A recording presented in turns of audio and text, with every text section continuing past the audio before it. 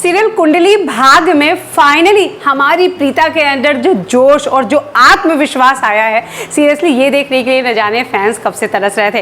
प्रीता वापस आ गई लूथरा हाउस और वो अपने हक के लिए लड़ रही है। यहाँ करण के जितने भी साम दाम दंड भेद थे, जितने भी करण को कुछ करना था, पुलिस को बुलाना था, जो कुछ करना था, वो सारी चीजों पे पानी फिर गया है और सब ने आकर यहाँ का यही कहा है कि प्रीता तुम्हारी पत्नी है तो उसे पूरे सम्मान के साथ इस घर में रखना है। यहाँ पर करण सबके सामने बहुत बड़ी बात कहता है कि इस लड़की का सच सबके सामने लाने के लिए, सबका आंखों पर इसके प्यार की पट्टी को हटाने के लिए मैं प्रीता अरोड़ा को अपनी पत्नी स्वीकार करता हूं। और आने वाले एपिसोड में एक बहुत बड़ा ट्विस्ट ये होने वाला है कि प्रीता जाएगी करण के रूम में और वहां रहने की कोशिश करेगी।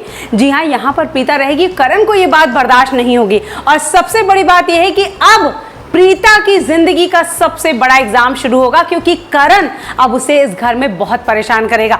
माहिरा और शर्लिन के अलावा करण भी उसे बहुत परेशान करेगा, क्योंकि यहाँ करीना बुआ के साथ भी करीना बुआ भी उसे पसंद नहीं करती, वो भी परेशान करेंगी।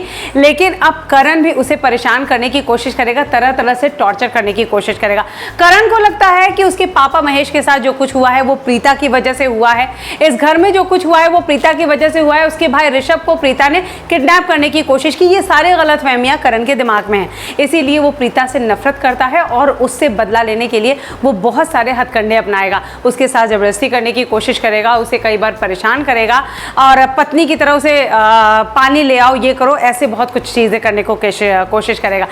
प्रीता के साथ वैसे ऋषभ खड़ा है, लेकिन यहाँ प्रीता ऋषभ की भी हेल्प नहीं लेगी और वो अपने दम पर माहिरा की सच्चाई करण के सामने लाकर रहेगी। यानी आने वाले एपिसोड में माहिरा का ट्विस्ट जल्द ही खत्म हो जाएगा।